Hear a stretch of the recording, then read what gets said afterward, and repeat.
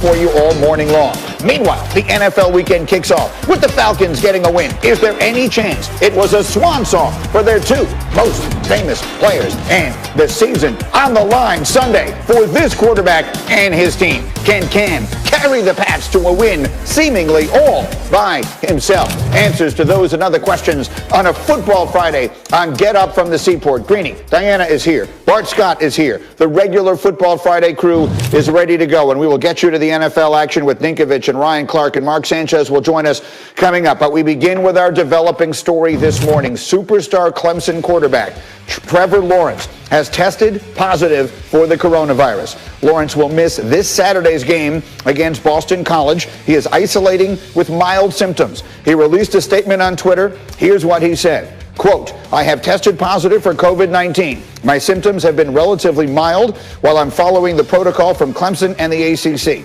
The only thing that hurts is missing an opportunity to be with my teammates this weekend and play the game I love. I hate that I can't be there, but I'll be watching from isolation and pulling for our guys while I wait for the opportunity to rejoin the team. God bless and go Tigers. So that is the latest from him. Let me bring in the latest from my crew here, and here's who we have covering this morning. Heather Dinich, Paul Feinbaum, David Pollack are standing by. Heather, what is the very latest from you?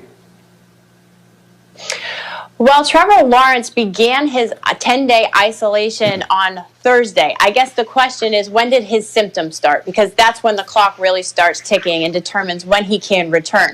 Much like in the Big Ten, Trevor Lawrence would have to go through cardiac testing and clear that. Plus, he also has to be symptom-free and fever-free for 24 hours. Now, Dabo Swinney said yesterday that contact tracing, at least as of last night, wasn't a problem within the team.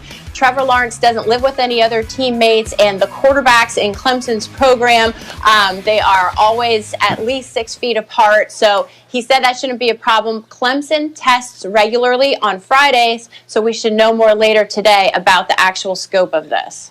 Okay, and can we go back quickly to the part about the 10 days? Because yesterday you and I were talking on this program about how a player in the Big Ten testing positive will be out for a minimum of 21 days. What is the minimum, for lack of asking it a more direct way? How quickly, if everything went perfectly, could Trevor Lawrence be back?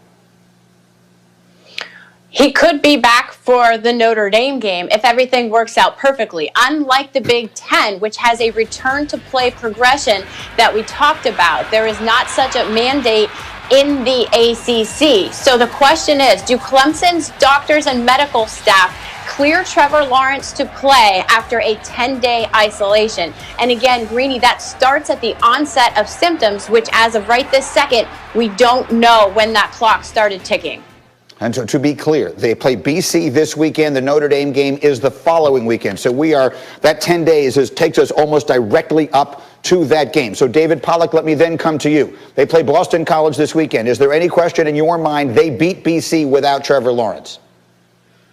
No, they beat BC without Trevor Lawrence. But Notre Dame is a totally different animal. You know what the good thing about this is for Clemson is you recruit 5 stars like it's going out of style, and you went from Deshaun Watson to Trevor Lawrence, and next is DJ Uiagalelei. I mean, he's the next guy. He's 6'4", 6'5", 240, 50 pounds, by the way, a ridiculous athlete. So I think the game plan would change. It would look different. He's going to be a tank. He's going to run the football more. You'll depend more on Travis Etienne, but I don't have any doubts they can still beat Boston College. Notre Dame in a week and a couple days or a week and a day is a little different story, though.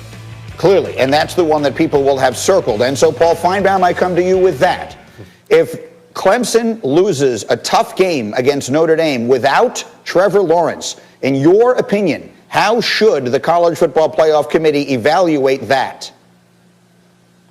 Well, they would have to look at the totality of the game, but the most important thing, Greeny, won't be that game, and it's already going to be the biggest game of the year in college football. Now it's gone to epic proportions, but it's what happens after that. And the good news for Trevor Lawrence and Clemson, they may very well get Notre Dame again in the ACC championship game. Yes, Notre Dame is in the ACC this 1 year only, so should that happen and they meet Notre Dame again at the end of the season and win that game, I don't think there's any doubt whatsoever they get into the playoffs. So Nobody wants this. Nobody wants to have bad news, but this would be the best time, and has been probably the best time for Clemson to get this news, because they still have a pretty good path ahead.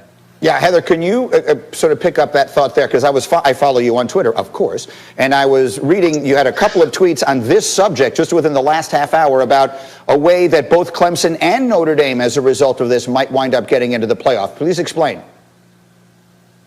That's right. Look, I thought even before this happened that if Clemson and Notre Dame split, meaning exactly what Paul said, whoever loses that game between Clemson and Notre Dame, if they can redeem themselves in the ACC championship game, assuming they face each other, then you could be looking about both teams in the top 4 if that's their only loss. But that also depends upon what the other Power 5 conference championship games look like. We could still be talking about Alabama and Georgia. The Pac-12 hasn't even joined the party. Ohio State will be in there. So a lot of questions, but this, in my mind, I don't think it changes Clemson's playoff position right now.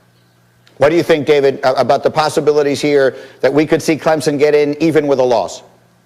I think it's crazy that we have the possibility of seeing Clemson, Notre Dame play 3 times. We have a possibility of seeing Georgia, Alabama play 3 times. So, I mean, just put that in the year of 2020, that you could have 2 teams that have already played twice play in the college football playoff. So, yeah, it doesn't necessarily hurt their chances. But I tell you what, if Clemson goes out and takes care of business without Trevor Lawrence, it ends Notre Dame's chances, that's for sure.